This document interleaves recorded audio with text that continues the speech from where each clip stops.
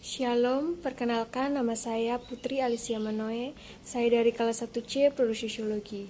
Di sini saya akan membahas tugas harian saya pada bab ke-7 dari mata kuliah Pengantar Ilmu Politik. Di sini saya akan menjelaskan sedikit mengenai buku yang dibuat oleh Profesor Mariam Budiarjo, yaitu buku Dasar-Dasar Ilmu Politik. Dan saya juga akan membahas pada bab yang ke-7 mengenai hak-hak asasi manusia. Yang pertama, perkembangan hak asasi manusia di Eropa. Di Eropa, perkembangan pemikiran mengenai hak asasi berawal dari abad ke-17 dengan timbulnya konsep hukum alam serta hak-hak alam. Akan tetapi sebenarnya beberapa abad sebelumnya, yaitu pada zaman pertengahan, masalah hak manusia sudah mulai mencuat di Inggris. Pada tahun 1215 didatangi suatu perjanjian Magna Carta antara Raja John dari Inggris dan sejumlah bangsawan. Raja John dipaksa mengakui beberapa hak dari para bangsawan sebagai imbalan untuk mendukung mereka membiayai pelanggaran pemerintahan dan kegiatan perang. Pada abad ke-17 dan ke-18, pemikiran mengenai hak asasi manusia maju dengan pesat. Konsep bahwa kekuasaan raja berdasarkan wahyu ilahi, yaitu divine right of king atau hak suci raja, yang sejak abad ke-16 berdominasi, mulai dipertanyakan keabsahannya karena banyak raja bertindak sewenang-wenang. Nah, di Prancis, kita kenal deklarasi mengenai hak manusia dan warga negara yang dirumuskan pada awal revolusi Prancis. Pertanyaan ini mencengkangkan hak atas kebebasan, kesamaan, ketidaktiauan. Kongres Amerika mengesahkan Undang-Undang Hak Asasi pada tahun 1789 yang pada tahun 1971 dimasuk dalam Undang-Undang Dasar dalam bentuk 10 amandemen. Nah, yang berikut saya akan menjelaskan mengenai hak asasi manusia pada abad ke-20 dan awal abad ke-21.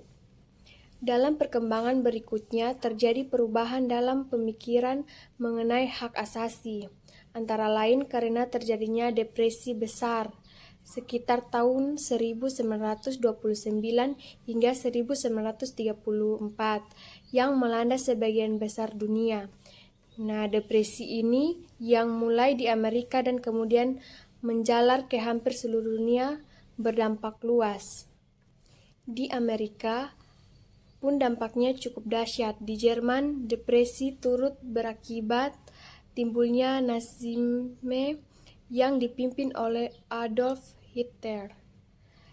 Perkembangan ini menyebabkan banyak orang berimigrasi ke Amerika dan negara-negara demokrasi lainnya. Yang berikut Deklarasi Universal Hak Asasi Manusia pada tahun 1948. Dalam sidang Komisi Hak Asasi Manusia, kedua jenis hak asasi manusia dimasukkan sebagai hasil kompromi antara negara-negara barat dan negara-negara lain. Sekalipun hak politik masih lebih dominan. Nah, Deklarasi Universal dimaksud sebagai pedoman sekaligus standar minimum yang dicita-citakan oleh seluruh umat manusia. Nah, yang berikut dua kovenan internasional. Tahap kedua yang ditempuh oleh Komisi Hak Asasi PBB adalah menyusun suatu yang lebih meningkat daripada deklarasi belaka atau something more legally binding than a more deklarasi.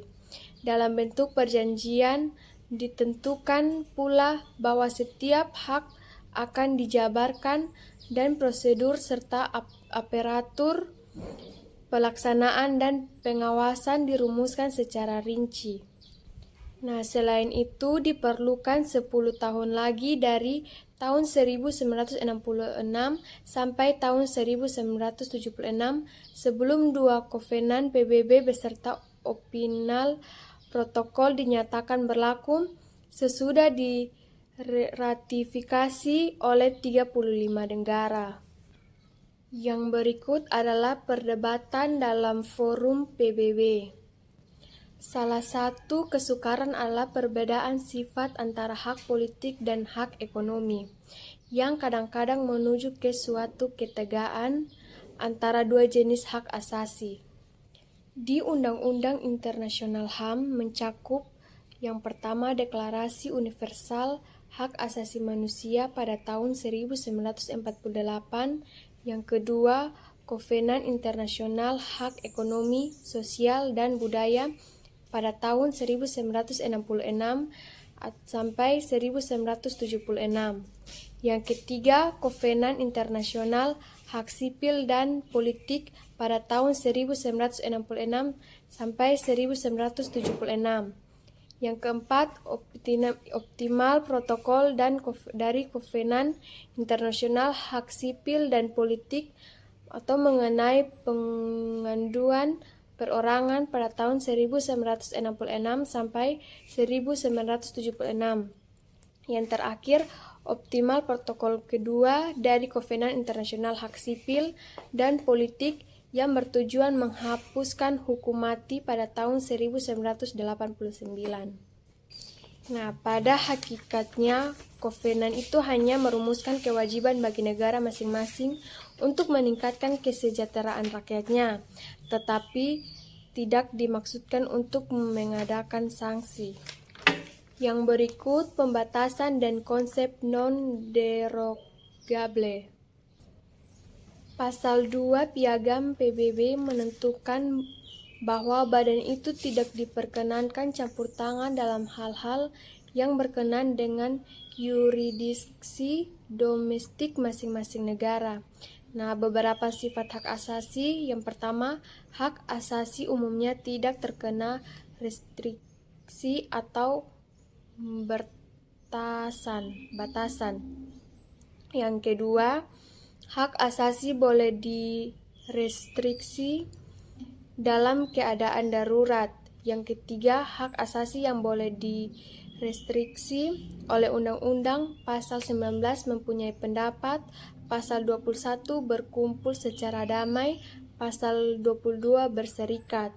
Yang terakhir atau yang keempat, ada hak asasi yang tidak boleh direstriksi dalam keadaan apapun atau non-derogable.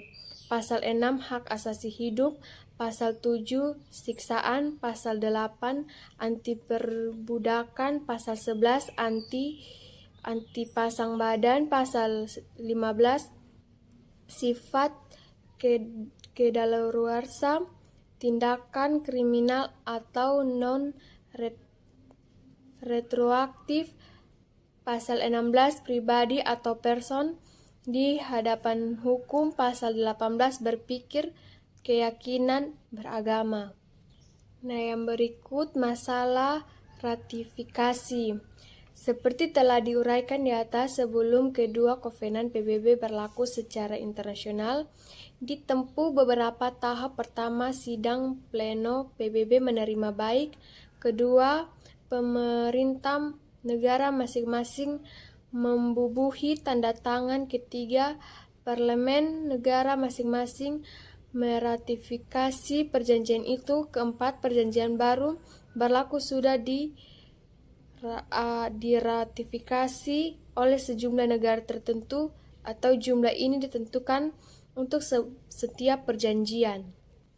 Nah, para pembangkang di Uni Soviet pada saat itu lebih sering mengacu pada Helsinki Accord ketimbang pada International Bill of Human Rights.